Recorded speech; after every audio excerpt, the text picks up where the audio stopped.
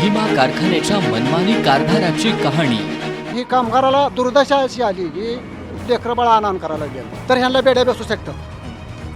मग ह्यांना बेड्या घालायच्या का आमच्या गोरगरिबाची सुदवडेला लावायची सरकारनं ठरवलं पाहिजे. शेतकरी आणि कामगारांची जुबानी. की कारखान्यानं फंड भरलेला नाही तेव्हा आम्ही पेन्शन देऊ शकत नाही तुम्हाला. आता भीमात कामाला म्हणल्यानंतर 1 रुपयाचा किराणा दुकान माल कोण उधार देणार.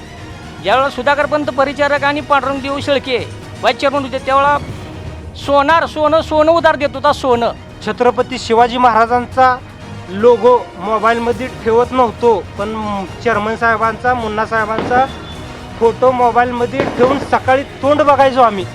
आर्थिक गर्तेतला कारखाना का केला मल्टीस्टेट. भीमा कारखान्याच्या शेतकरी आणि कामगारांची अस्वस्थता. त्याने तो कारखाना मल्टीस्टेट केलेला आहे, त्याच्यासाठी मी याचिका दाखल केलेली आहे. आणि उद्या आणखी सुद्धा ते एवढ्यापर्यंत स्टेटमेंट देतील की हा उद्याही कारखाना सभासदाच्याच मालकीचा आहे, असं आश्चर्यजनक एखादं वक्तव्य करायला सुद्धा ही कुटुंब मागे पुढे बघल असं मला वाटत नाही. इतकं लबाड काम त्यांनी करायला नाही पाहिजे. लवकरच पहा S न्यूज वर.